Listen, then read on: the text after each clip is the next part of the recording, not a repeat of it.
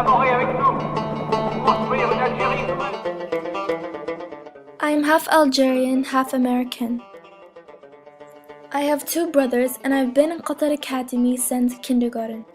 My grandfather, Muhammad, died recently at the age of 97 and my grandmother Khadija died in 2010. They've lived through the French-Algerian War. ضد الاستعمار اللي بجنود قوية احتل واستعمر بلادنا مدة.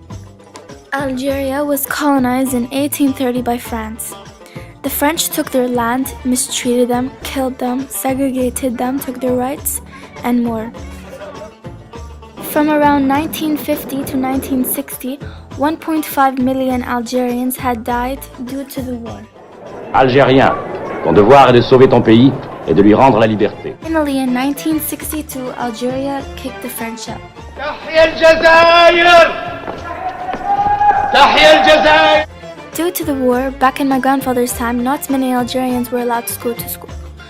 My grandfather was very lucky and was able to go to a really good school, but unfortunately my grandmother was not allowed. I believe that education has improved. Today, everyone has the right to go to school. School, we use a lot of technology, which has enhanced and expanded our learning. Women back then in my grandparents' time had no rights. Society saw their place as in a home cooking or doing housework. Today there has been a positive change. People now understand that a woman can do what most men can do. They can now get out of the house and have their own career. In my grandparents' time, the woman would casually wear long dresses called binwar in the houses. Outside they wore hijab and ajar.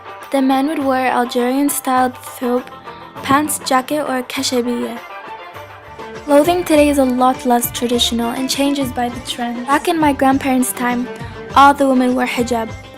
But today, people have more freedom in choosing what they want to wear.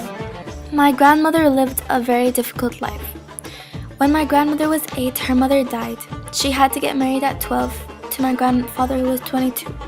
She lived with her husband's family, but they mistreated her and made her do all the work around the house. When her first child, Majid, was born, she didn't even have a room to sleep in.